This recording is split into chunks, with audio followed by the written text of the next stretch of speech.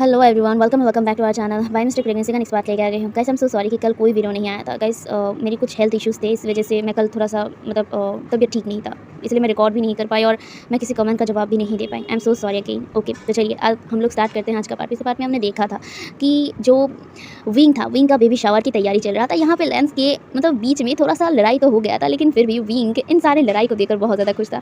Finally उनकी जो baby shower थी उसकी पूरी तैयारी हो गई थी और यहाँ पे वांग जी ने बेबी शावर की तैयारी टोटली ट्रेडिशनली किया था, क्योंकि यहाँ पे जो रस्में थे, कुछ रिचुअल्स थे होने वाले थे, वो सारे ही ना ट्रेडिशनली होने वाला था। और ये सारी चीज़ें विंग के जो ग्रैंडपा और ग्रैंडमा थे ना, वो करने वाले थे। तो यहाँ पे सारी चीज़ें एकदम ट्रेडिशनली सजाया गया था। और यहाँ पे जो पिंक था ना, पिंक के साथ व्हाइट कलर कॉम्बिनेशन किया गया था और साथ ही साथ बहुत सुंदर लग रहा था पूरा महल।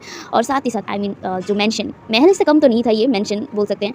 वेल, तो यहाँ पे विंग को भी तैयार किया गया था। इसमें एक बात गलत बोल गई कि यहाँ पे विंग को तैयार वांग जी ने नहीं, विंग को तैयार यहाँ पे ग्रैंड माँ ने ही किया था, ठीक है। तो यहाँ पे विंग को ग्रैंडमा ने तैयार करके गया था। तो यहाँ पे विंग के साथ वांग जी आया था, वांग जी विंग के रूम पर आया था एंड वो उसे देखकर बहुत ज़्यादा होता है ना कि एकदम मेस्मराइज़ हो गया था, कितना ज़्यादा खूबसूरत लग रहा था।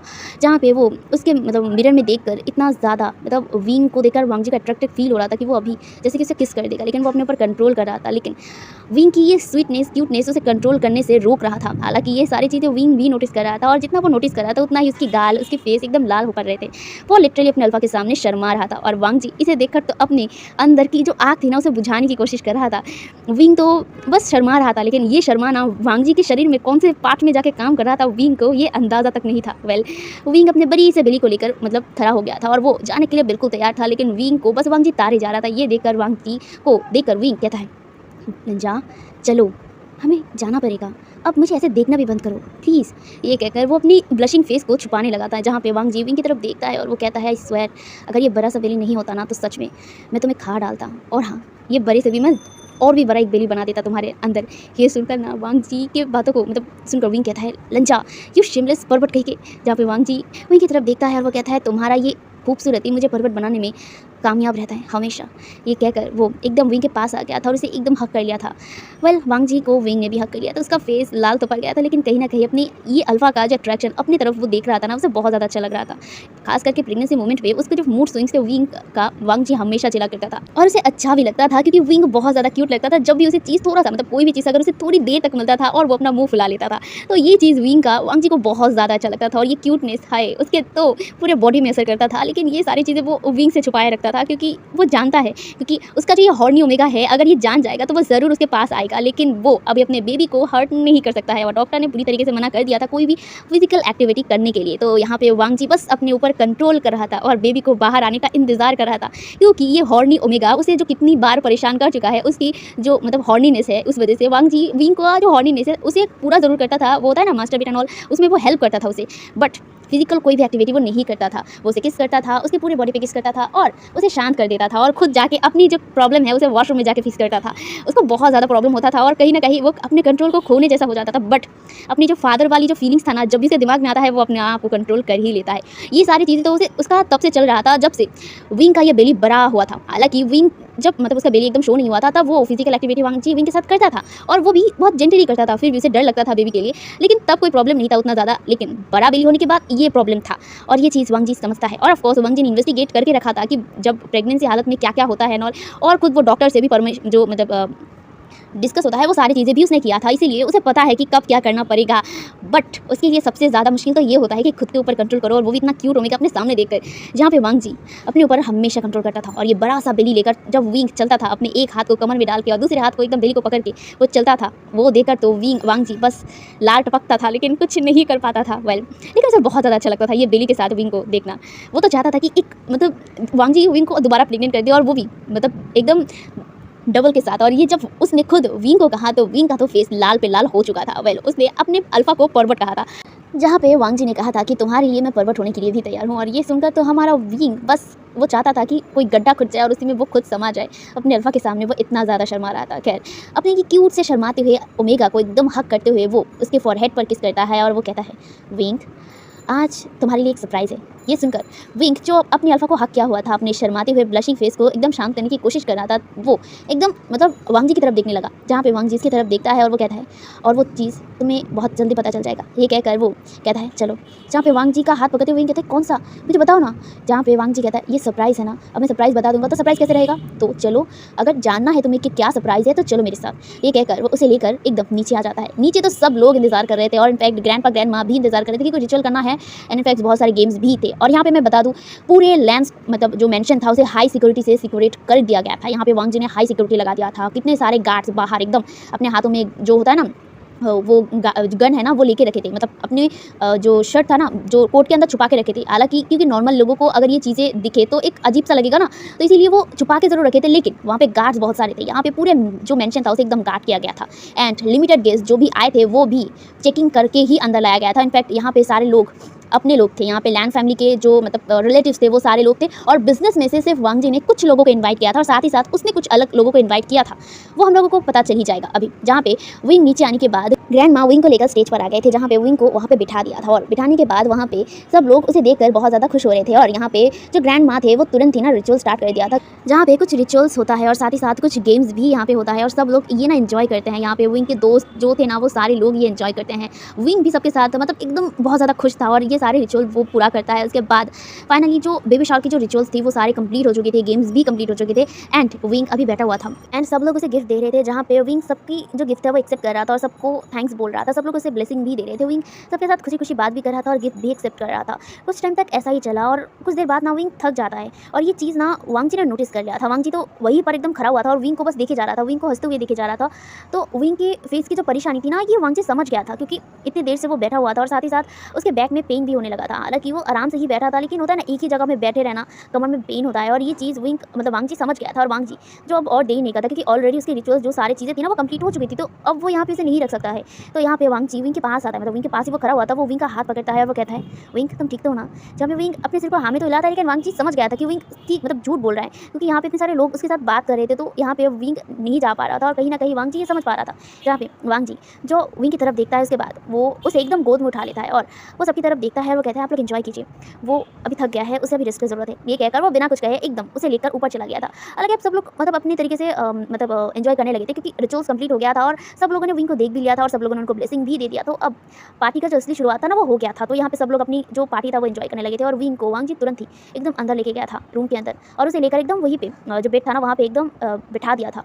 और वो जो विंग था विंग के सामने घुटनों पर बैठते हुए कहता है विंग तुम ठीक तो हो ना, क्या तुम्हें ज़्यादा परेशानी हो रही है, क्या मैं डॉक्टर को बुलाऊं। ये सुनकर विंग वांग जी का हाथ पकड़ते हुए कहता है नहीं लंजा मैं ठीक हूँ, बस ये बेबी थोड़ा बहुत ज़्यादा किक करता है और एक ही जगह बैठे रहकर मेरा कमर बस थोड़ा सा दुख गया है और कुछ नहीं, मैं ठीक हूँ, चिंता मत करो। ये सुनकर विंग की तरफ देखकर वांग जी कहता है ठीक है, पर हाँ अगर ज़्यादा प्रॉब्लम हो रहा है तो मुझे बताओ, मैं अभी डॉक्टर बुलाता हूँ।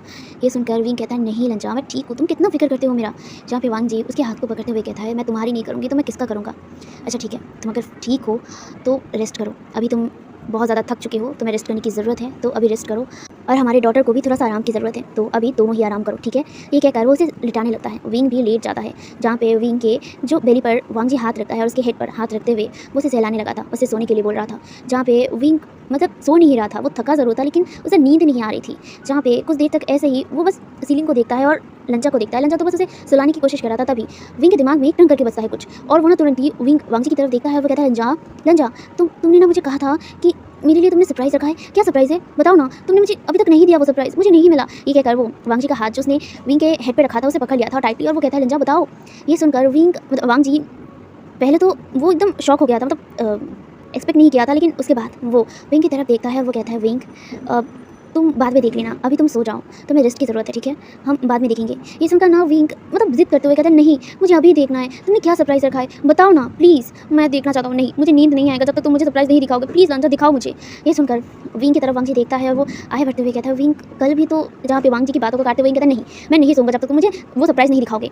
ये सुनकर विंग की तरफ देखकर वांग जी आगे बढ़ता है और कहता है ठीक है, बट हाँ वादा करो कि उसे देखने के बाद तुम ज़्यादा पैनिक नहीं करोगे, ये मेरी हमारे मतलब बेबी के लिए ठीक नहीं है ज़्यादा पैनिक और ज़्यादा इमोशनल नहीं होगे, ठीक है। ये सुनकर ना विंग वांग जी की तरफ देखता है और वो कहता है मतलब क्या है सरप्राइज़ तुम्हारा। जहाँ पे वांग जी कुछ कहता तो नहीं है लेकिन वो उसके हाथ को पकड़ते हुए कहता है विंग याद रखना मैं हमेशा तुम्हारे साथ हूँ और हमेशा रखूँगा, अपनी आखिरी सांस तक मैं तुम्हारे साथ रहूँगा और हमारे बेबी के साथ भी।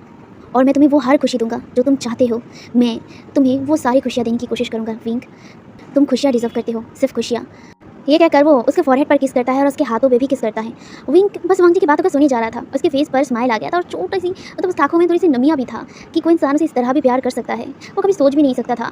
वो बहुत ज़्यादा खुश है और बहुत ज़्यादा लकी है कि वो ऐसा एक अल्फा पाया है जो उसका हमेशा केयर करता है। विंग जो बेड से उठने की कोशिश करता है, जहाँ पे वांग जी उसे हेल्प करता है, वांग जी उसे बैठने में हेल्प करता है और विंग तुरंत इसे हक करता है। जहाँ पे विंग को अपने बाहों में लेकर उसके फॉरहेड पर अगेन किस करते हुए अपने मन में कहता है, मैं कभी भी तुम्हें तकलीफ में नहीं दे सकता हूँ विंग, कभी नहीं। और मैं तुम्हें सारी खुशियाँ लौटाने की पूरी कोशिश करूँगी। जो तुमने सहा है वो सारी चीज़ें मैं ठीक करने की कोशिश करूँगी। मुझे पता है जो चीज़ चला गया है उसे तो मैं नहीं ला सकती, लेकिन जो चीज़ है मैं वो ज़रूर ला सकता हूँ। ये कहकर वो उसे एकदम सिक्योरली हक करता है। कुछ देर तक वो हक करे रहता है। उसके बाद विंग के दिमाग में अगेन सरप्राइज़ का बात हिट करता है और वो अगेन विंग वांग जी से पूछने लगता है, लंजा मुझे बताओ क्या सरप्राइज़ है। वो बहुत ज़्यादा एक्साइटेड था कि आखिर वांग जी उसके लिए क्या सरप्राइज़ लाया है। वो बहुत ज़्यादा मतलब एकदम एक्साइटमेंट से ना वांग जी की तरफ वो देखने लगा था। ये देखकर वांग जी उसके फेस को पकड़ता है और उसके लिप्स पे एक छोटा सा किस करते हुए कहता है, रुको मैं लेकर आता हूँ, पर हाँ वादा करना कि ज़्यादा खुद के ऊपर प्रेशर मत देना। ये कहकर वो वहाँ से उठता है। विंग तो एकदम एक्साइटमेंट में ना वहीं पे बेड पे एकदम बैठ गया था और वो इंतजार कर रहा था किसके लिए क्या गिफ्ट लाया है लंचा ने। ये सोचकर वो वहीं पे बैठा हुआ था। वांग जी दरवाजे से बाहर जाता है। तकरीबन 10 मिनट बाद उस रूम का मतलब डोर ओपन होता है और विंग जो एक्साइटमेंट में वहीं पे बैठा हुआ था वो तुरंत ही दरवाजे की तरफ देखता है। वांग जी वहीं पे खड़ा था। वांग जी को देखकर विंग कहता है, लिंजा आए हो, कहाँ है मेरा गिफ्ट। ये कहकर वो उसके हाथ में देखने लगता है कि कोई गिफ्ट होगा उसके लिए, कोई सरप्राइज़ या फिर अनऑल कुछ। ये कहकर ना वो ऐसे देख रहा था। जहाँ पे वांग जिसकी तरफ देखता है उसके बाद वो दरवाजे से एकदम मतलब साइड खड़ा हो जाता है। विंग को कुछ समझ नहीं आया और वो वांग जी की तरफ कन्फ्यूजनली देखने लगा। कुछ देर में उस रूम में 2 पर्सन एंटर करता है। विंग हैरान हो गया था। वो पहले उस पर्सन को मतलब उन 2 पर्सन को अंदर आते हुए देखता है एंड जब वो लोग अंदर आ जाते हैं ना, विंग कुछ देर में एकदम जो होता है ना फ्रोज हो गया था। उसके बाद वो एकदम शॉक हो गया। पहले वो कंफ्यूज था लेकिन धीरे धीरे उसकी आंखें कंफ्यूजिंग से शॉक में बदल रहा था और वो शॉकिंगली बस उन दोनों पर्सन को देखे जा रहा था। और वो उन 2 पर्सन को देखकर ना उसके आंखों से आंसू निकल गए थे। वो तुरंत ही वांग जी की तरफ देखता है। वांग जी के फेस पर स्माइल था और साथ ही साथ उसके लिए थोड़ा सा वरीड था। जहाँ पे विंग सामने 2 पर्सन को देखते हुए अपनी एकदम लो टोन में और एकदम रुआसी जो वॉइस था ना उसमें कहता है, शिजी जंगशा। ये कहकर उसके जो आंखों से वो मतलब इतनी देर से अपने आंसू को रोके रखा था वो गिर गया था। हाँ वो और कोई नहीं उसके शिजे जियांग क्यान ली और जियांग चेंग था एंड वो दोनों ही यहाँ पे थे। विंग हैरान हो गया था। विंग अपने शिजे और जियांग चेंग को पहचान पाया था। ऑफकोर्स जियांग जो फैमिली था उसके बारे में न्यूज़ में छपे रहते हैं। और सबसे बड़ी बात यानली के बारे में विंग ने सुना था कि यानली ने शादी कर लिया है, वो भी बहुत पहले ही शादी किया है। यानली की शादी का तकरीबन 2 साल हो गया है और विंग ने ये टीवी पर भी देखा है क्योंकि उसकी शीजे का जो मतलब हस्बैंड था वो जिन कॉरपोरेशन से था और जिन कॉरपोरेशन जो जिन जुशान था जो जिन कॉरपोरेशन का अगला सीईओ होने वाला था उसके साथ शादी हुआ है। विंग ने देखा है अपने शीजे को और जियांगशा को उसने इस वजह से देखा था जब वो मतलब अपने बिजनेस को हैंडल किया था। हाँ जियांग कॉरपोरेशन को जो जियांग चेंग था वो हैंडल करने वाला था। ये अनाउंस हो गया था लेकिन अभी तक वो जो सीईओ का जो चेयर था ना वो संभाला नहीं था। अभी भी ये जियांग फेंगमियान का था। वांग जी को विंग को यही पता था और उसने जियांग चेंग को भी देखा था। तो यहाँ पे सामने जियांग चेंग और जियांग यानली को देख कर ना उसकी आंखों से आंसू निकल गए। लिटरली वो कितने सालों से जब से वो अपने मदर और फादर से दूर हुआ है, मतलब जियांग फेंगमियान और जियांग मतलब जो मैडम यू था ठीक है उनसे दूर हुआ है, तब से लेकर वो अपने तो भाई और बहन को नहीं देख पाया था और ना ही वो उनसे बात कर पाया था। उसका बात ना कर पाने का एक बड़ा रीज़न मैडम यू था। मैडम यू कभी भी मतलब उसकी माँ कभी भी उसे अपने भाई बहन से बात करने ही नहीं देता था। हालांकि वो कभी फ़ोन नहीं करता था लेकिन जब भी जियांग चेंग उसे फ़ोन करने की कोशिश करता था तो मैडम यू रोक देता था एंड मैडम यू बात नहीं करने देती थी। और ये कहीं ना कहीं विंग जानता है क्योंकि वो अपने मदर और फादर की जो लालचीनेस था ना वो समझ गया था कि उसकी मदर और फादर सोसाइटी के भूखे हैं, पैसों के भूखे हैं। इस वजह से वो अपने खुद के मदर और फादर को छोड़ दिया था। मतलब यहाँ पे फेंगमियान यानी कि उसकी फादर उसने अपने माँ बाप को वहीं पे छोड़ दिया। ऐसे ही एक बार भी वो पूछा नहीं था अपने मदर और फादर से आप लोग कैसे हो। ये सारी चीज़ें एक बार भी नहीं पूछा था एंड ये सारी चीज़ें विंग को उतना ही ज़्यादा नफरत दिलाता है अपने मदर और फादर से। और वो अपने कहीं ना कहीं अपने मदर और फादर को इस चीज़ की वजह से पसंद नहीं करता था, बर्दाश्त भी नहीं कर पाता था क्योंकि किस तरह का रवैया रहता था उसके ग्रैंडपा और ग्रैंडमा के साथ उसकी मदर और फादर का। ये विंग ने अपने आंखों से देखा है किस तरह से बर्ताव करते थे। तो विंग का खून खौल उठता था जब ये सारी चीज़ें उसके ग्रैंडपा और ग्रैंडमा के साथ उसके खुद के ही फादर करते थे। तो उसे बहुत ज़्यादा गुस्सा आता था, बहुत ज़्यादा। कोई इंसान इतना नीचे कैसे गिर सकता है कि वो अपने मदर और फादर का फ़िक्र तक ना करे। विंग के दिमाग में ये चलता था और इतना ही ज़्यादा उसे अपने फादर से गुस्सा आता था, बहुत ज़्यादा नफरत आता था। इसीलिए वो कहीं न कहीं अपने मदर और फादर से कभी नहीं मिलना चाहता था। हालाँकि उसके ग्रैंडपा और ग्रैंडमा ने कई बार कोशिश किया कि वो चला जाए, उसके मदर और फादर के साथ खुश रहे, लेकिन वो नहीं गया। उसे नहीं पता कि वो क्यों वहाँ पे नहीं जाना चाहता था, उसे मन नहीं लगता है वहाँ पे, अपनापन उसे फ़ील नहीं होता है। हालाँकि अपने भाई और बहन के साथ वो अच्छा खुश रहता है, लेकिन अपने खुद के मदर और फादर के सामने वो एकदम होता है ना कि माँ वाली फीलिंग्स ही उसे नहीं आता है, और फादर वाली तो बिल्कुल नहीं आता। उल्टा उन लोगों से एक अलग सा वाइफ उसे मिलता है जो उसके लिए अच्छा फीलिंग नहीं लाता है। विंग को ऐसा लगता था बचपन से ही। हालांकि तब वो छोटा था, जब वो बड़ा होने लगा तब वो सोचने लगा कि वो इस मदर और फादर से इतना अटैच क्यों नहीं है। वो तो उसकी जो माँ है मैडम यू, जिसने उसे पैदा किया है, वो उसे कभी भी मदर वाली फीलिंग्स उसे क्यों नहीं आया, क्यों खिंचाव नहीं हुआ। ये सारी चीज़ें उसके दिमाग में चलती रहती थी, लेकिन उसके पास कोई आंसर नहीं था। वो नहीं जानता था, लेकिन हाँ, वो अपने इस मदर और फादर को देखना नहीं चाहता था। बट हाँ, वो अपने भाई और बहन को बहुत ज़्यादा प्यार करता था। हालांकि वो कभी भी नहीं देख पाया, लेकिन अभी वो अपने भाई को और अपनी जो बहन था उसे देख पा रहा था, और उसे देखकर सच में वो रो रहा था। लिटरली वो फूट के रो रहा था। जहाँ पे उसे रोते हुए देखकर दोनों ही ना एकदम दौड़ के उसके पास चले गए थे। वो लोग तो पहले एकदम साइड में खड़े हुए थे और बहुत ज़्यादा नर्वस थे, और वो बस विंग को देखे जा रहे थे। लेकिन विंग की इतनी ज़ोर से रोने को देखकर ना वो दोनों एकदम दौड़ के चले गए थे उसके पास बैठ के, और उसे एकदम हक कर लिया था। दोनों ने एकदम टाइटली हक कर लिया था, और तीनों ही ना वहीं पे रो रहे थे, लिटरली रो रहे थे। विंग के साथ साथ ना जियांग क्यानली, और जो जंग चैंग था ना वो ही रो रहा था। जियांग चैंग जो एक समय पर कोल्ड इंसान रहा करता था, मतलब मुंह बनाने वाला, नाक में गुस्सा चढ़े रहने वाला, वो इंसान रो रहा था। वो भी विंग को पकड़ के, और साथ ही साथ जियांग क्यानली वो तो इमोशनल थी ही, और अपने आशियान को देखा तो बस अब वो अपने रोने पर कंट्रोल नहीं कर पाया, वो लिटरली रो पड़ा। जहाँ पे तीनों एक दूसरे को एकदम टाइट हक कर लिया था, और वो दोनों मतलब तीनों एक टाइट सा हक करते हुए रोते हैं कुछ देर तक। वो लोग रोने के बाद फाइनली जियांग क्यानली विंग को शांत करने लगता है, क्योंकि विंग का अभी इस तरह से रोना ठीक नहीं है, ज़्यादा हाइपर होना ठीक नहीं है। इसीलिए जियांग क्यानली उसके हेड को अपनी एकदम जो बाहों में है ना उसे लेकर उसे शांत करते हुए कहता है, आशियान शांत हो जाओ, मैं हूँ यहाँ, शांत हो जाओ, हम हैं, शांत हो जाओ, प्लीज़ मत रो, ये तुम्हारे लिए ठीक नहीं है, प्लीज़ मत रो। ये कहकर वो भी रो रही थी, लेकिन वो विंग को रोने से रोक रही थी।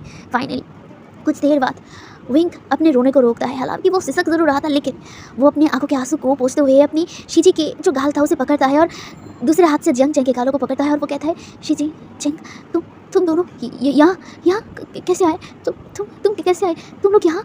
जहाँ पे ये कहकर उसकी आंखों में गीन आंसू आ गए थे। ये देखकर जियांग क्यानली उसकी आंखों के आंसू को पोंछते हुए कहते हैं, हाँ मैं यहाँ हूँ, हमें जो लान वांगजी हैं वो लाए हैं यहाँ पे। ये कहकर वो लान वांगजी की तरफ देखते हैं। लान वांगजी जो वहीं पे खड़ा हुआ था, और तीनों का जो प्यार था ना वो देख रहा था वहीं पे खड़ा होकर वहाँ। और ये सुनकर जो विंग था, विंग भी अपने हस्बैंड की तरफ देखता है, जहाँ पे वांगजी के आंखों में विंग देखता है। विंग को देखकर वांगजी बस स्माइल करता है और नोट करता है, और ये कहकर नोट कर वो वहाँ से इन दोनों को देखकर मतलब चला जाता है, क्योंकि यहाँ पे अब उन लोगों का एक पर्सनल जो मोमेंट था ना वो टाइम देना चाहता था इन तीनों को। कई साल बाद, 1-2 साल नहीं, कई साल बाद विंग तब चला गया था जब वो 5 साल का था। लिटरली 5 साल का वो तब चला गया था वहाँ से, और वो तब से लेकर इतने सालों तक वो अपने भाई और बहन को नहीं देख पाया। तो उनके लिए थोड़ा सा टाइम विंग एंड उसके 2 भाई और बहन के साथ बिताने देने के लिए विंग मतलब वांगजी वहाँ से निकल गया था। वो वहाँ पे जो उसका कमरे का जो डोर था ना उसे एकदम लगा दिया था, और वो उस डोर को देखने लगा था। उसके चेहरे पर स्माइल था, क्योंकि विंग के चेहरे पर स्माइल था। ये देखकर वांगजी के दिल को कितना सुकून मिल रहा था वो किसी को बता नहीं सकता है। वो उसी डोर पर अपना हाथ रखते हुए अपने मन में कहता है, मैं जानता हूँ विंग कि मैं जो कर रहा हूँ वो सही नहीं कर रहा। तुमसे तुम्हारी वो सारी सच्चाई जो तुम्हें जानना ज़रूरी है मैं वही छुपा रहा हूँ, बट मेरे पास और कोई रास्ता नहीं है। मुझे तुम्हारे लिए, हमारे बेबी के लिए ये करना पड़ रहा है। मुझे नहीं पता जब तुम्हें सच पता चलेगा कि तुम तब क्या बर्ताव करोगे, क्या रिएक्ट करोगे, बट मैं इतना जानता हूँ कि वो तुम टूट जाओगे, और मैं ऐसा नहीं होने दे सकता। तुम टूट गए तो मैं भी टूट जाऊँगा विंग, और मैं ये नहीं होने दे सकता। इसीलिए तुम्हें हर पल हर खुशी में दूंगा। ये वादा है मेरा, तुम्हारे अल्फा का वादा है। तुम्हें हर पल खुश रखने का जिम्मेदारी मेरा है, और आखिरी दम तक मैं तुम्हें खुश रखने का कोशिश करूँगा। ये कहकर वो उस डोर की तरफ देखने लगा था, और वो सोचने लगा कि यहाँ पे वो इन दोनों को लाया कैसे। अब यहाँ पे ना हम लोग एक फ्लैशबैक देखते हैं। फ्लैशबैक में तकरीबन 1 हफ्ते पीछे विंग एंड वांगजी की एक स्वीट मोमेंट के बाद वांगजी को पता चलता है कि यहाँ पे बेबी शावर की तैयारी हो रही थी। तो यहाँ पे विंग का बेबी शावर के लिए वांगजी ने खुद तैयारी करने का सोचा, और वो विंग के लिए सारी चीज़ें खरीदने लगा था। तभी विंग को उसने देखा था अपने हाथ में एक फ़ोटो लिए। विंग तब ना जो बैल्कनी था ना वहीं पे खड़ा हुआ था, एंड वहीं पे खड़ा होकर ना वो उस पिक्चर को देखे जा रहा था। वो एकदम शांत था, मतलब हमेशा विंग शांत नहीं रहता है, वो हमेशा एकदम स्माइल करते हुए मतलब बातें करते हुए उसका सारा दिन ना ऐसे ही चला जाता है। लेकिन उस टाइम को ना विंग बहुत ज़्यादा शांत था, एंड वांगजी जो सारी चीज़ें को मतलब ला रहा था विंग के लिए, जो ड्रेस एंड ऑल ये सारी चीज़ें वो ला रहा था ना, तो वो घर के अंदर मतलब रूम के अंदर आता है और वो बैल्कनी में विंग को ऐसे चुपचाप खड़ा होकर बस वही फ़ोटो को ऐसे ही देखते हुए देखता है। तो जो विंग मतलब वांगजी था, वांगजी वहीं पर से खड़ा होकर देखता है। कुछ देर बाद वो खुद वहाँ पे जाता है। जाने के बाद वो एकदम पीछे से विंग को हक कर लेता है, अपना दोनों हाथ विंग के बड़ी से बेली को पकड़ लेता है और वो विंग के गालों पे किस करते हुए कहता है, क्या हुआ, तुम ऐसे शांत क्यों हो? ये कहकर वो उसके हाथ की वो फ़ोटो को देखने लगा था। विंग पहले ना एकदम चौंक गया था।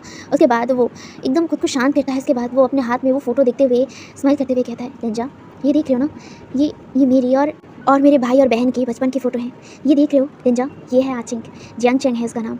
हम लोग उसे आचिंग कह के बुलाते हैं प्यार से। ये ना बहुत ज़्यादा खड़ूस टाइप का है और साथ ही साथ उसके नोज़ पे हमेशा गुस्सा चढ़ा रहता है। वो हमेशा मुझे गुस्सा दिलाता था और मैं हमेशा उसे परेशान किया करता था। कभी कभी तो मेरी उसके साथ लड़ाई होती रहती थी। पता है लंजा, ये जितना भी मेरे साथ लड़े, लेकिन मेरे लिए वो हमेशा प्रोटेक्टिव रहता है, मुझे हमेशा प्रोटेक्ट करता है। हालांकि कभी भी वो एक्सेप्ट नहीं करता था कि वो मुझे प्रोटेक्ट करता है, मेरी फ़िक्र करता है, लेकिन हाँ वो करता ज़रूर है, बट कभी भी मुझे नहीं दिखाता था। लेकिन मैं समझ जाता था कि वो मेरी प्रोटेक्शन के लिए हमेशा खड़ा रहेगा। कोई भी अल्फाज के मतलब सामने अगर कोई मुझे परेशान करने के लिए आता है तो वो उसे भगा देता था और मुझे ये बोलता था कि मैं ट्रबल मेकर हूँ और सबके साथ मैं ये सब ट्रबल करता हूँ, लेकिन आखिर में जाके वही मुझे प्रोटेक्ट करता था। और ये देख रहे हो ना, ये मेरा शिजे है, हमारा बड़ा शिजे जियांग क्यानली। वो हमेशा बहुत ज़्यादा प्यारी थी, बहुत ज़्यादा स्वीट था। वो हमेशा हमें प्रोटेक्ट करते हैं बहुत ज़्यादा, हमें आचिंग। और जब भी आचिंग और मेरी लड़ाई होती है ना, तभी वो ना मेरे पास आता है और मुझे और आचिंग को लड़ाई करने से रोकता है और हमें एकदम अपने गले लगा लेते हैं। जब भी मैं रोता था तब वो दोनों मिलके मुझे एकदम हक करे रहते हैं और वो भी रोने लगते हैं। मैं मेरे शीजे का श्यान हूँ, ये कहकर उसकी आंखों में आंसू आ गए थे और वो रोने लगा था। ये देखकर जो विंग को वांगजी अपनी तरफ मुड़ा कर एकदम हक कर लिया था। सच में बचपन बहुत ज़्यादा ही ना इमोशनल से भरा होता है और बचपन ना बहुत प्यारा होता है। विंग ने तकरीबन अपनी एकदम छोटी सी उम्र से, लिटरली 5 साल की उम्र में उसने अपनी माँ बाप और साथ ही साथ अपने भाई बहन को छोड़ दिया था। ये एक बड़ा सा स्टेप, मतलब एक बड़ा सा कदम था जो विंग ने लिया था। अगर उसकी जगह कोई और होता शायद नहीं ले पाता, लेकिन विंग ने लिया था। इसका रीज़न वांगजी को बहुत अच्छे से पता था और इतने सालों में भी वो अपने मदर और फादर को तो याद नहीं करा, लेकिन हाँ वो अपने भाई और बहन को ज़रूर याद किया था। और उसी के लिए वही फ़ोटो उसके पास था जो वो हमेशा संभाल के रखता था। और हमेशा जब भी उसकी अपनी जो भाई और बहन था याद आता था तो वो उस पिक्चर को देखा करता था। और ये चीज़ देखकर वांगजी के दिल में बहुत ज़्यादा पेन हो रहा था कि विंग कितना कुछ सह लिया था। अभी भी तो वो सच तक नहीं जानता है, लेकिन फिर भी उसने कितना कुछ सह लिया था।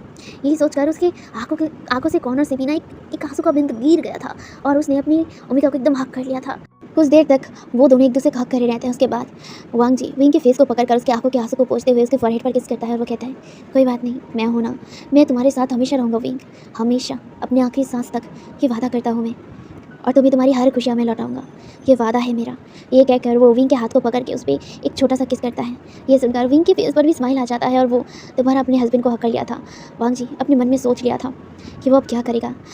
उसके बाद उस कॉन्वर्सेशन के बाद तकरीबन 2 दिन बाद वांगजी अपने ऑफिस से डायरेक्ट कार में बैठकर एकदम जियांग जो मेंशन था वहाँ पे आ गया था। वो पहली बार नहीं आया था जियांग मेंशन, इससे पहले वो एक बार आया था जब वो मतलब विंग के मुंह से उसने सुना था उसके मदर और फादर के बारे में। उस टाइम को वो आया था, लेकिन वो अगेन यहाँ पे आया है, लेकिन इस बार वो अंदर जाएगा। पहले बार वो अंदर नहीं गया था, लेकिन इस बार वो अंदर जाएगा। यही सोचकर वो कार से बाहर निकलता है। उसके साथ उसका जो असिस्टेंट था शंगलन वो था, एंड वो भी उसके पीछे पीछे जाने लगा था। वो दोनों ही अंदर जाते हैं। मेंशन की जो डोर था वहाँ पे कॉलिंग बेल बजाते हैं। उसके बाद कुछ देर बाद डोर ओपन होता है एंड वहाँ पे एक लेडी खड़ी थी। एंड ऑफ कोर्स ये लेडी और कोई नहीं, जो मैडम यू था वो था। मैडम यू खड़ी थी वहाँ पे। ये देखकर जो मैडम यू था, मतलब वांगजी को देखकर मैडम यू चौंक गई थी और वो चौंकते हुए मतलब वांगजी की तरफ देखता है और वो कहता है, आप यहाँ क्या कर रहे हैं? जहाँ पे वांगजी उसकी तरफ देखता है और वो स्मॉकिंगली कहता है, क्यों, क्या मैं अपनी ससुराल नहीं आ सकता हूँ? ये सुनकर ना जो मतलब मैडम यू था वो कुछ नहीं कहती है और वो बस वांगजी को देखने लगी थी। जहाँ पे वांगजी उसकी तरफ देखता है और वो कहता है, क्या हुआ, आप अपने दामाद जी को अंदर नहीं लाएंगे? ये कैसा बर्ताव हुआ, आप अपने दामाद जी को अंदर नहीं बुलाएंगे? ये सुनकर ना जो मैडम यू था वो तुरंत ही दरवाजे से हट गई थी और उसे अंदर बुला लिया था और वांगजी तुरंत एकदम बेझिझक अंदर चला गया था। उसके साथ साथ चेंगलेन भी चला गया था, जहाँ पे मैडम यू बस वहीं पे दरवाजे पे खड़े होकर ना उनको जाते हुए देख रहा था। यहाँ पे जो वांगजी था, वांगजी तुरंत जाके ना एकदम सोफा पे बैठ गया था। वहाँ पे बैठ के ना वो एकदम मैडम यू को देखने लगा था। जहाँ पे मैडम यू वांगजी को इस तरह से अपनी तरफ घूरते हुए देखकर ना उन्हें बहुत ज़्यादा मतलब घबराहट और डर लग गया और वो बस देखने लग गया था वांग जी को। वांग जी का ऑरा ही अलग था और वांग जी बस घूर घूर के ही देखे जा रहा था मैडम यू को। मैडम यू अपनी हकलाते हुए वॉइस से वो मतलब चलते हुए कहते मिस्टर लैन आप यहाँ कैसे? अब अचानक कोई खबर नहीं दिया, आप यहाँ अचानक आए हैं? ये सुनकर वांग जी कहता है क्यों, क्या मैं अपने ससुराल नहीं आ सकता हूँ? ये क्या हुआ, आप दामाद जी का खातिरदारी छोड़कर आप मुझे सवाल पूछ रहे हैं? अरे बड़ी अजीब मदर हैं आप। वैसे आपने कहा था कि आप विंग के मदर हैं, तो विंग के मदर होने के नाते विंग मेरा हस्बैंड है एंड अगर मैं उसका पति हुआ हूँ तो मैं आपका दामाद जी भी तो हुआ ना। तो आप दामाद जी के साथ इस तरह से बात कर रहे हैं और कुछ पानी या फिर कुछ पूछा तक नहीं आपने। ये कैसा खातिरदारी है, मेहमान नवाजी है? क्या जेंट्स ऐसे ही मतलब मेहमान नवाजी करते हैं लोगों का? ये कहकर वो स्मोकिंगली मैडम यू की तरफ देखने लगा था। मैडम यू ये सुनकर ना वो कुछ कहे तभी पीछे से एक लड़की का वॉइस आता है और वो कहता है माँ कौन आया है? ये कहकर एक लड़की, एक लेडी बाहर आती है एंड वो बाहर आकर ना एकदम खड़ी हो गई थी एंड वो वांग जी की तरफ देखने लगी थी। वांग जी उसे देखकर समझ गया था कि ये और कोई नहीं जियांग क़्याली है। जियांग क़्याली यहाँ था एंड जियांग क़्याली वांग जी को देखकर मतलब कुछ समझ नहीं पाई, वो कंफ्यूज हो गई। जहाँ पे वो कंफ्यूजिंगली एक बार अपने मदर की तरफ और एक बार मतलब लान वांग जी की तरफ देखता है। उसके बाद वो लान वांग जी को ग्रीट करते हुए कहता है आप तो लान वांग जी है ना? ये सुनकर जो वांग जी था, वांग जी रिस्पेक्टफुली अपने सिर को हाँ में नोट करता है और वो कहता है हाँ मेरा नाम लान वांग जी है, लैंड कॉर्पोरेशन का सीईओ। ये सुनकर ना जो यानली था, यानली दोबारा वो करता है क्योंकि वो जानता है ऑफकोर्स लान वांग जी को कौन नहीं जानेगा। उसकी जो पॉपुलरिटी था ना वो चाइना में बहुत ज़्यादा था, तो एक नज़र जो भी देखेगा वो वांग जी को पहचान ज़रूर लेगा। तो यहाँ पे जियांग क़्याली भी पहचान गई थी। यहाँ पे जियांग क़्याली कंफ्यूज था कि लान वांग जी उनके घर क्यों आए हैं। यहाँ पे जो वांग जी था, वांग जी इधर उधर देखता है किसी और को, जैसे कि वो ढूंढ रहा था और ये चीज़ मतलब जो जियांग क़्याली था वो नोटिस कर लिया था। जहाँ पे जियांग क़्याली इधर उधर देखते हुए पोलाइट वे में कहता है मिस्टर लैन आप किसे ढूंढ रहे हैं? यहाँ पे जो वांग जी था, वांग जी यानली की तरफ अगेन नोट करते हुए देखता है और वो कहता है आपका भाई क्या नाम था? Jiang Cheng. हाँ जियांग चेंग है यहाँ? ये सुनकर ना पीछे से एक आवाज़ आता है, मतलब यानली के पीछे से। वो कहता है हाँ कौन? ये कहकर वो आगे आता है एंड वहाँ पे जियांग चेंग भी था। जियांग चेंग जो मतलब ऑफिस ड्रेस में था, आई मीन जो सूट पहना हुआ था, ठीक है ऑफिस सूट होता ना वो पहना हुआ था। जहाँ पे जो वांग जी था, वांग जी उसकी तरफ देखता है, उसके बाद तुरंत इसकी आंखें मैडम यू के ऊपर चला जाता है और उसके फेस में एक स्मक आ जाता है। जहाँ पे वो अपना हाथ आगे बढ़ाते हुए वो कहता है आप लोग प्लीज़ बैठ जाइए, मुझे आप लोगों से बात करना है। ये कहकर वो उन तीनों की तरफ देखता है। यहाँ पे जियांग क़्याली पोलाइटली मतलब सोफा में बैठ गई थी और साथ ही साथ जियांग चेंग भी बैठ गया था। ऑफकोर्स जियांग चेंग भी पहचान गया था कि ये और कोई नहीं लान वांग जी था एंड लान वांग जी को देखकर वो हैरान तो था लेकिन वो वहीं पर बैठ गया था। और मैडम वो खड़ा था, वो बैठने की हालत में बिल्कुल नहीं था, वो बस वांग जी को देख कर ना घबराई जा रही थी। जहाँ पे वांग जी मैडम यू की तरफ देखता है, उसके बाद वो जियांग्स की तरफ मतलब जो जियांग क़्याली और जियांग चेंग की तरफ देखता है। उसके बाद वो अपना हाथ अपने असिस्टेंट की तरफ बढ़ाता है एंड उसका असिस्टेंट एक फ़ाइल सामने लाता है एंड वो एक ब्राउन कलर का फ़ाइल सामने रखते हुए जियांग चेंग से कहता है ये देखिए आप पहले इसे पढ़िए, उसके बाद मैं बाकी सब बताऊँगा। ये कहकर वो उस फाइल को आगे कर दिया था। जियांग चेंग अभी भी नहीं समझा लेकिन फिर भी वो उस फाइल को ले लिया और वो उस फाइल को मतलब खोल कर पढ़ने लगा। जहाँ पे जियांग क़्याली भी उसके साथ बैठ के उसे पढ़ने लगी थी। पूरा फाइल पढ़ते हुए कंप्लीट करने के बाद वो लोग एकदम साइलेंट, शॉक और उनके आंखों में पेन था। वो सारी चीज़ें मैडम यू देख पा रही थी। मैडम यू जो अपने बेटी और अपने बेटे को देखकर वो कहता क्या हुआ, तुम लोग रो क्यों रहे हो, क्या है हैं? ये क्या फ़ाइल है, क्या हुआ है? वो अपने बेटों से पूछने लगी थी लेकिन यहाँ पे ना ही जियांग चेंग कोई जवाब दे रहा था और ना ही जियांग क़्याली कोई जवाब दे रही थी। ये देखा ना जो मैडम यू था वो खुद उस फाइल को उठाती है और वो खुद उसे पढ़ने लगा था। उसे कंप्लीट पढ़ने के बाद उसके हाथ से वो फाइल नीचे गिर गया और वो वांग जी की तरफ बहुत ही डर से देखने लगा। वांग जी यही तो देखना चाहता था। वो अपने मॉकिंग चेहरे के साथ मतलब मैडम यू की तरफ देखता है और वो कहता है क्या हुआ है? हैरान हो गए कि ये सारी चीज़ें मुझे कैसे पता चला। ये कहकर वो जियांग चेंग और जियांग क़्याली की तरफ देखता है और वो कहता है क्या हुआ, भरोसा नहीं हो रहा है? मुझे पता था आप लोगों को भरोसा नहीं होगा, इसलिए सारी प्रूफ मैंने इस फाइल में रखा है। आप देख सकते हैं कि आपके मदर और फादर ने क्या किया है। ये सुनकर जो यानली था, यानली अपनी सिर को झुका लिया था और साथ ही साथ जियांग चेंग अपने मुट्ठी को एकदम दबा लिया था। ये सच उसे बियर करने में बहुत ज़्यादा दर्द हो रहा था, बहुत ज़्यादा, और वो गुस्से में अपनी माँ की तरफ देख रहा था। ये फाइल और किसी और की नहीं, ये सारी प्रूफ थी मैडम यू और जियांग फेंगमियान ने इतने सालों तक क्या क्या किया था और सारी चीज़ वो विंग के साथ क्या किया था और वांग जी के साथ क्या क्या किया था। ये सारी चीज़ वो फाइल में डिटेल्स थे, प्रूफ भी थे। और सारे प्रूफ को देखने के बाद जियांग चेंग और जियांग क़्याली के पास कोई शब्द तक नहीं थे, लेकिन वो भरोसा तक नहीं कर पा रहे थे। वो कैसे करे, यूँ ही एक झटके में ये सब कुछ भरोसा करना उन लोगों के लिए आसान नहीं था। लेकिन जो मैडम यू था, मैडम यू का एक्सप्रेशन देखने के बाद जियांग चेंग कहीं ना कहीं कन्फर्म हो गई थी और ये देखकर वो तुरंत ही उठकर अपने माँ के पास जाता है और अपने माँ को शोल्डर को पकड़ते हुए कहता है आप लोग क्या क्या है ये, क्या है ये? आप लोग कितना घटिया थे, आपने क्या किया ये? आप लोगों का रूह तक नहीं कांपा। सच में दौलत के चक्कर में आप लोगों ने ये सब कुछ किया। शर्म नहीं आता है आपको? आपने आशियान के साथ ये सब कुछ किया।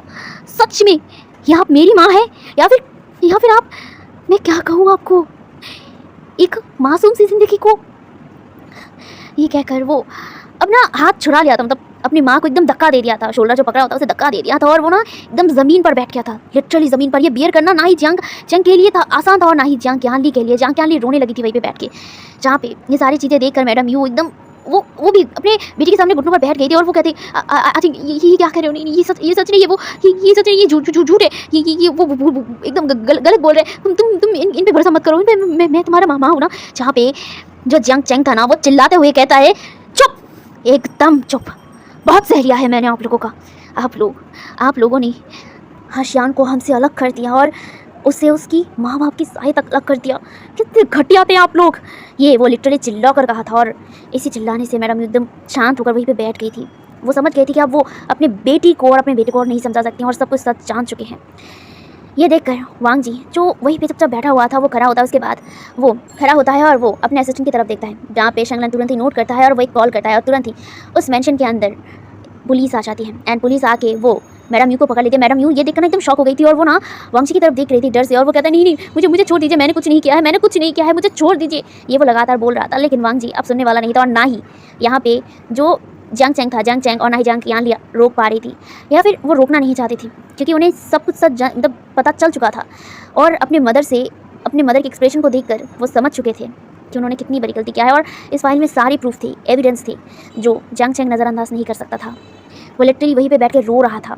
लिटरली वो इतने सालों तक अपने छोटे भाई को, हाँ यहाँ पे जंग चैंग बड़ा था विंग से 2 महीना, ठीक है, तो यहाँ पे इतने साल तक अपने छोटे भाई को वो नहीं देख पाया और ना ही वो मिल पाया और ना ही उसके मदर और फादर कभी उसे मिलने दिया था। उन लोगों की ज़िद के चलते वो कभी भी अपने भाई के साथ मिलने के लिए शंघाई नहीं गए थे। और यही सारी चीज़ें सोचकर उसे बहुत ज़्यादा रोना आ रहा था। और यान ली को भी यहाँ पे यान ली अपने भाई के पास चला जाता है और अपने भाई को हक कर लिया था और यहाँ पे वो दोनों लिटरली रो रहे थे। कुछ देर तक वो दोनों रोते हैं, उसके बाद वो अपनी रोने को शांत करते हुए वांग जी की तरफ देखा। वांग जी वहीं पे खड़ा हुआ था और वो उन दोनों को देख रहा था, थोड़ा सा टाइम दे रहा था।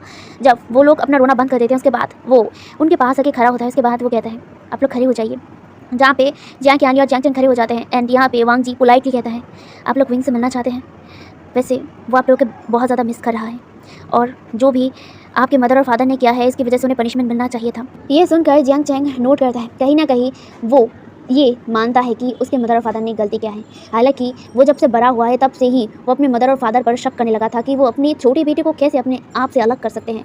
अब नाराज़गी जैसे भी हो, एक बार तो अपने मदर और फादर वो अपनी छोटी बेटी के पास जाने का कोई भी इच्छा उन दोनों में जैंग चैंग ने कभी देखा ही नहीं है, जैसे कि वो उनका कोई बेटा है ही नहीं, उनको कोई परवाह ही नहीं पड़ता है। ये चीज़ जैंग चैंग को बहुत अजीब लगता था और कहीं ना कहीं अब जाके वो समझ पाया था रीज़न क्या था। वो पहले अगर कोई भी आके उसे ये सारी चीज़ें बताता तो वो भरोसा नहीं करता था, लेकिन वो खुद अपने आंखों से देखा है। अब वो अपने आंखों से देखी हुई चीज़ों को वो कैसे नज़रअंदाज करते, फिर भी वो इस फाइल के बारे में छोड़ ही दे। अपने आंखों से तो बहुत चीज़ें उसने देखा है और वो चीज़ को कैसे भूल जाए। इसलिए कहीं ना कहीं वो मानता है कि ये सारी चीज़ों में उसके मदर और फादर जिम्मेदार हैं और उसने कभी इमेजिन नहीं किया था कि उसके मदर और फादर इतने नीचे गिर जाएंगे। वो लोग वो ये ज़रूर समझा था कि ज़रूर कोई ना कोई ऐसा गड़बड़ है जो उसके मदर और फादर उसे छुपा रहे हैं, लेकिन इतना बड़ा सच और इतना बड़ा प्लान, गंदा प्लान उसके मदर और फादर ने किया है ये कभी उसके दिमाग में नहीं आया था। और ये फाइल पढ़ने के बाद उसे पता चला, उसे सच में बहुत ज़्यादा बुरा लग रहा था, बहुत ज़्यादा रोना आ रहा था, वो रो भी रहा था। ये देखकर जो वांग जी था, वांग जी खुद को शांत करते हुए वो कहता है मिस्टर जंग, मुझे पता है कि आपकी इमोशन बहुत ज़्यादा ही हावी हो रहे हैं आपके ऊपर, पर आपका छोटा भाई आपसे मिलना चाहता है, वो आप लोगों को बहुत ज़्यादा मिस कर रहा है, इसीलिए मैं चाहता हूँ कि आप लोग उससे मिलिए, वो आपको बहुत याद कर रहे हैं। ये सुनकर ना जंग चैंग वांग जी की तरफ देखता है और वो कहता है विंग वो आपके पास है ना, मैंने टीवी में देखा था आपका और उसका फ़ोटो, क्या वो ठीक तो है ना, वो कैसा है। जहाँ पे जो वांग जी था, वांग जी जंग की तरफ देखता है और वो एक इनविटेशन कार्ड उसके हाथ में रखते हुए कहता है खुद आके देख लो कि वो कैसा है। ये कहकर वांग जी बिना कुछ कहे वहाँ से चला जाता है। यहाँ पे वांग जी की बातों को सुनकर जो यानली आचिंग के हाथ में वो इनविटेशन कार्ड देखता है और वो उसे खोल कर देखता है और वो स्माइल करते हुए कहता है विंग की बेबी शावर। ये सुनकर आचिंग उस इनविटेशन कार्ड को देखता है और वो स्माइल करते हुए कहता है वो कितना बड़ा हो गया है ना, वो प्रेग्नेंट है, हाँ, उसका एक हस्बैंड है। ये कहकर आचिंग के चेहरे पर छोटा सा मुस्कुराहट आ गया था, पर उसका दिल भी उदास था कि इसकी माँ ने क्या कर डाला है। उसकी मदर और फादर ने कितनी बड़ी गंदी गेम खेला है। सारी चीज़ें सोच कर ही ना उसे बहुत ज़्यादा खुद पर गुस्सा आ रहा है, बहुत ज़्यादा गुस्सा आ रहा था। अच्छा, मैं यहाँ पे बता दूँ, जियांग यानली ऑलरेडी मैरिड है और जियांग यानली जिन जुशन जो जिन कॉर्पोरेशन का CEO है उसका वाइफ है और उनकी शादी को 2 साल हो चुके हैं, ठीक है। हाँ, उनका एक बेटा भी है जिसका नाम जिन रोलान है। तो यहाँ पे जो जियांग यानली था, जियांग यानली यहाँ पे अपने मदर से मिलने के लिए आया था क्योंकि उसके फादर यहाँ पे नहीं आए थे अभी तक। वो पिछले 2 दिन से घर नहीं आए थे और इस वजह से वो तीनों परेशान थे। लेकिन अब जाके उन्हें समझ आया कि जियांग फेंगमियान क्यों नहीं आए थे, क्योंकि जियांग फेंगमियान को अपनी पनिशमेंट मिल रहा था। यहाँ पे वांग जी ने ये भी बताया था कि जो मतलब उसके फादर हैं वो अपनी पनिशमेंट भुग रहे हैं, जो भी उन्होंने किया है उसका सज़ा उन्हें मिल रहा है। ये सुनकर उन्हें बहुत ज़्यादा बुरा तो लगा, लेकिन कहीं ना कहीं उन्हें गुस्सा भी था अपने मदर और फादर के ऊपर। कितने लालची इंसान थे कि उन्होंने एक छोटी सी ज़िंदगी की मतलब सिर से उनके माँ बाप का साया उठा लिया था। लेकिन अब वो क्या करें यही सोच रहे थे। फाइनली उन्होंने बहुत सोचने के बाद उस पार्टी में जाने का सोचा, क्योंकि कई साल से वो लोग एक दूसरे से नहीं मिले थे, तीनों सिबलिंग्स एक नहीं हुए थे, इसीलिए वो लोग जाने का प्लान करे थे। फ्लैशबैक यहीं पे ख़त्म होता है।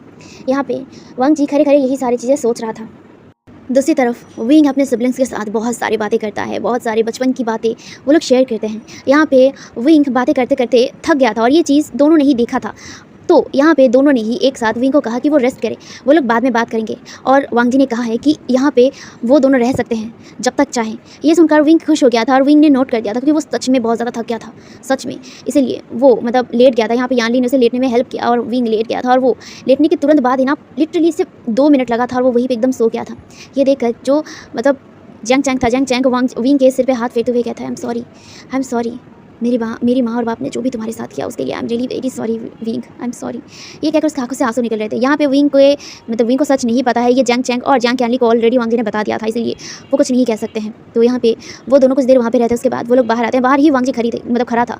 वांग जी उन दोनों की तरफ देखता है, उसके बाद वो नोट करते हुए कहता है, आप लोग नीचे जाके पार्टी एंजॉय कीजिए और हाँ, आप लोगों के लिए गेस्ट रूम तैयार कर दिया गया है, तो आप लोग चिंता मत कीजिए। ये कहकर वो उनकी तरफ देखता है एंड वो लोग वो करके वहाँ से चुपचाप नीचे चले गए थे। विंग तुरंत अंदर मतलब वांग जी तुरंत अंदर चला जाता है और वो विंग की तरफ देखता है। विंग सो गया था और वो उसकी फेस को पकड़ते हुए स्माइल करता है, उसको फॉरहेड पर किस करता है और वो फ्रेश होने के लिए तैयार चला जाता है और वो फ्रेश होकर बाहर आता है। बाहर आने के बाद वो उसे लेकर वहीं पर सो गया था। यहाँ पे ना जो पार्टी था ना वो ज़्यादा देर तक नहीं चलता है, कुछ देर तक पार्टी चलता है, उसके बाद सब लोग धीरे धीरे चले गए थे एंड वांग जी भी अब नीचे नहीं गया था। बाकी सारी चीज़ें वो लोग संभाल लेंगे, ये चीज़ वांग जी को पता है। तो वांग जी और नीचे नहीं गया था, वो फ्रेश होकर एकदम विंग के पास आके ना लेट गया था एंड उसे हक कर लिया था। इसी तरह पार्टी खत्म होने के बाद सब लोग अपनी अपनी जो घर था वो चले गए थे और यहाँ पे जो लैंस भी अपने अपने कमरे पर चले गए थे क्योंकि वो लोग भी थक गए थे, बहुत ज़्यादा थक गए थे। और साथ ही साथ जो मतलब चेंग और जियांग यानली वो भी थके हुए थे एंड वो लोग अपने अपने जगह जाके सो गए थे। सीन यहाँ से शिफ्ट हो गया था और हमें एक घर का दिखाया जाता है जहाँ पे एक लड़की अपने घर की चीज़ों को तोड़ रहा था, लगातार तोड़े जा रहा था और वो बहुत ही गुस्से में था। गुस्से में सारी चीज़ों को तोड़ते हुए कहता है, नहीं, मैं तुम लोगों को खुश नहीं रहने दूंगा, कभी नहीं रंजा, मैं तुम्हें खुश नहीं रहने दूंगा। उस विंग के साथ तो कभी नहीं। मैंने तुमसे प्यार किया था और तुमने प्यार के बदले मुझे धोखा और उस ओमेगा से शादी कर लिया। क्या था उसके अंदर जो मेरे अंदर नहीं था? तुमने मेरी प्यार का कदर नहीं किया है, तो मैं भी तुम्हें प्यार से जीने नहीं दूंगा। उस ओमेगा के साथ तो बिल्कुल नहीं। ये कहकर वो लड़की लगातार चीज़ों को तोड़ रहा था और ये देखकर वहीं पर 2% खड़े थे। वो उस लड़की के मदर और फादर थे जो उसके पास आके उसे रोकते हुए कहते हैं, जाओ लूशी, शांत हो जाओ, क्या कर रहे हो तुम? अपने आप को शांत करो, गुस्सा मत हो, गुस्सा करने से कोई फ़ायदा नहीं है, शांत हो जाओ। जहाँ पे जी हाँ, वो और कोई नहीं, जाओ लूशी था। वो गुस्से में बरकते हुए कहता है, फादर देखिए कैसे लंचा अपने ओमेगा के साथ खुश है, अपने प्रेग्नेंट ओमेगा के साथ खुश है। मैं उनकी खुशी को नहीं देख रहा हूँ। मुझे बहुत ज़्यादा गुस्सा आ रहा है, बहुत ज़्यादा। वो कैसे मुझे मेरी इज्जत को मिट्टी में मिलाकर मेरे खुशी को बर्बाद करके वो लोग खुश हो रहे हैं, कैसे? हाँ, आपकी बेटी खुश नहीं है, आपकी बेटी खुश नहीं है पापा। ये कहकर वो रोने लगा था। ये देखकर उसके जो फादर थे, मतलब जाओ लूशी के जो फादर थे, वो उसे हक करते हुए कहते हैं, शांत हो जाओ मेरी बच्चा, मैं तुमसे बहुत ज़्यादा प्यार करता हूँ, तुम्हें पता है ना, तुम्हारा फादर तुम्हें बहुत ज़्यादा प्यार करता है, शांत हो जाओ लूशी। जहाँ पे लूशी रोते हुए कहता है, मैं कैसे शांत हो जाऊँ? वो लोग कितना ज़्यादा खुश है, मुझे रुलाकर वो लोग खुश हैं पापा, वो लोग खुश है, मैं नहीं देख पा रहा हूँ। जहाँ पे उसके फादर और मदर दोनों ही से हक करते हुए कहते हैं, शांत हो जाओ। तुम्हें पता है कि हम लोगों ने तुम्हें जेल से छुड़ाने में कितना ज़्यादा पैसा खर्च किया है। वो लोग तो छोड़ते नहीं अगर हम लोग पैसा नहीं लगाते। हमने तुम्हें छुड़ाने में बहुत मेहनत लगाया है, फिर फाइनली मैंने तुम्हें जेल से छुड़ाया है। लेकिन अब अगर तुम कुछ ऐसा करोगे तो दोबारा अगर पुलिस पकड़ लिया तो इस बार मैं तुम्हें नहीं छुड़ा पाऊँगा। बेटी प्लीज़ बात को समझो, वो तुम्हें प्यार नहीं करता है और ना ही वो तुम्हारे लिए सूटेबल है। मैं इससे भी एक बेहतर अल्फा तुम्हारे लिए ढूंढूंगा। प्लीज़ बेटी शांत हो जाओ, अपने फादर की बातों को सुनो प्लीज़। ये सुनकर ना जो मतलब जो ज़ाओलुशी था, ज़ाओलुशी चिल्ला कर कहता है नहीं नहीं, मैं किसी और अल्फ़ा से शादी नहीं करूँगा, मैं लंजा से प्यार करता हूँ, मैं बस लंजा से प्यार करता हूँ, मैं लंजा के अलावा किसी और से प्यार नहीं करता हूँ और मैं किसी और से शादी नहीं करूँगा फादर, मैं किसी और से शादी नहीं करूँगा। ये कहकर वो रोने लगा था। ये देखकर ना जो ज़ाओ हंगफाई थे, आई मीन जो ज़ाओलुशी के फादर थे, वो उसे हक करते हुए कहता है, बेटी मुझे पता है बट हम लोग और कुछ नहीं कर सकते हैं, वो लोग हमसे भी बहुत ज़्यादा रिच हैं, उनके पास पावर है, वो अगर हम लोग एक भी चीज़ गलत करेंगे तो वो लोग हमें जेल में डाल देंगे। फिर भी मैंने तुम्हें बहुत मुश्किल से जेल से छुड़वाया है, वो भी बहुत मुश्किल के बाद, और तकरीबन तुम्हें जेल से छुड़ाने में मुझे बहुत महीने लग गए।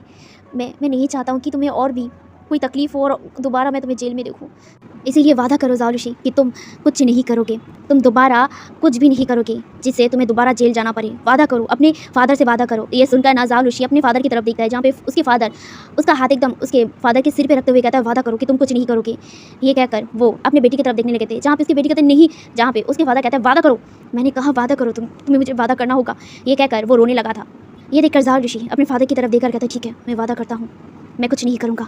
ये सुनकर उसके फादर उसे हक कर लेते हैं और वो रोने लगते हैं, जहाँ पे ज़ाओलुशी भी अपने फादर को हक कर लिया था और वो उसे हक करके अपनी आंखों को बंद कर लिया था। उसके आंखों से आंसू तो निकल रहे थे, लेकिन वो अपनी आंखों को ओपन करते हुए कहता है, सॉरी फादर, मैं तो कुछ नहीं करूँगा लेकिन कोई और ज़रूर करेगा।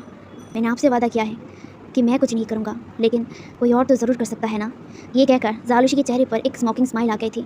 असल में ज़ाओलुशी को बहुत मुश्किल के बाद जाके ज़ाओ हंगफाई ने जेल से छुड़ाया था। यहाँ पे ज़ाओ हंगफाई अपने आधे से ज़्यादा पैसे लगा दिया था उसे बाहर निकालने, क्योंकि लान वांगजी ने उसे जेल में भेजा था, तो इतनी आसानी से तो उसे बाहर नहीं लाया जा सकता था। तो ज़ाओ हंगफाई ने बहुत मुश्किल के बाद जाके उसने अपनी बेटी को छुड़वाया है जेल से, एंड वो नहीं चाहते थे कि दोबारा अब वो जेल में जाए। और वो बहुत अच्छे से वांगजी को जानते हैं कि वांगजी अगर इस बार ज़ाओलुशी को पकड़ा तो ज़ाओलुशी कभी जेल से बाहर नहीं आ पाएगी, और ये एक फादर होने के नाते वो नहीं देख पाएंगे। ये सोचकर वो अपनी बेटी को हक कर लिया था, लेकिन उनको क्या पता कि उनकी बेटी क्या सोच रही थी। हे एवरीवन, तो आज का पार्ट मैं यही पर रखता हूँ। तो गाइस, आपको क्या लगता है कि अब आगे क्या होगा? तो यहाँ पे ज़ाओलुशी ही था जो अब जेल से छूट चुका था। अब देखते हैं वो आगे क्या करता है, और अब उसके आगे के एक्शन पर ही उसकी लाइफ टिकी हुई है, इतना मैं बता देती हूँ। अब यहाँ पे वांगशन के लाइफ में वो क्या करने की सोच रही है और यहाँ पे वांगजी क्या करेगा आगे, वो देखना मज़ेदार होने वाला है, और कल के पार्ट में सबसे इंटरेस्टिंग पार्ट होने वाला है। सो कल का पार्ट मिस मत करना, और आज का पार्ट कैसा लगा ज़रूर कमेंट में बताना। गाइस प्लीज़ प्लीज़ प्लीज़ यार, आप लोग लाइक कर दो। इतना मुश्किल के बाद मैं वीडियो बनाती हूँ, और मेरे हेल्थ इशू के बावजूद भी मैं कोशिश करती हूँ कि मैं वीडियो रेगुलर ला पाऊँ। आई नो मैं बीच बीच में से गायब हो रहा हूँ, लेकिन फिर भी मैं बहुत कोशिश कर रहा हूँ। तो होप सो प्लीज़ आप लोगों को वीडियो अच्छा लगे तो लाइक कर देना। तो आज के लिए यही तक, बाय बाय।